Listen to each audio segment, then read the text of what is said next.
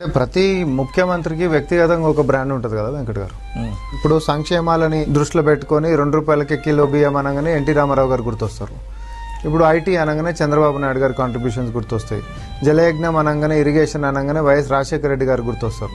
Same అట్లనే young India అనగానే గౌరవనీయులు ముఖ్యమంత్రి వారు రేవంత్ రెడ్డి గారు గుర్తొచ్చేటట్టుగా ఈరోజు తెలంగాణ మొత్తం కూడా విద్య, ఉపాధి, ఉద్యోగాలని లేకపోతే వైద్యం కలుపుకొని ఈరోజు ఆయన వ్యూహాత్మకంగా భవిష్యత్తుని దృష్టిలో పెట్టుకొని తీసుకొని పోతున్నటువంటి దాంట్లో ఈరోజు యంగ్ ఇండియా అనేటటువంటి బ్రాండ్ ని మేము క్రియేట్ చేసుకున్నాం. ఎందుకు అనంటే విద్యతోటే మొదలవుతుంది ఏ విషయమైనా. ముఖ్యమంత్రి గారి బ్రాండే కాదు, ఇక కాంగ్రెస్ పార్టీ బ్రాండ్ కోసం ఈ దేశమే మా బ్రాండ్, ఈ దేశం అభ్యున్నతి అభివృద్ధి మా బ్రాండ్.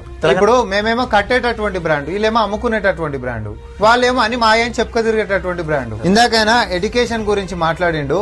నేను అధికారికంగా unified district information system for education, ఇది కేంద్రం దాని కింద ఉంటున్నటువంటి పార్లమెంట్ లో అడిగినటువంటి ప్రశ్నకు వాళ్ళు ఇచ్చినటువంటి జవాబులలో ఉంది సార్. అలా మధ్యప్రదేశ్ తీసుకున్నా, ఉత్తరప్రదేశ్ తీసుకున్నా 25,000 26,000 పాఠశాలలు బంద్ చేసారు. మధ్యప్రదేశ్ పోతే 22,000 పాఠశాలలు బంద్ చేశారు. వీళ్ళు మనకి ఈడికి వచ్చి తెలంగాణలో బయట దేశం మొత్తం ఏదో ఉద్ధరించిపోతున్నట్టు మనకు సూక్తులు చెప్తారు.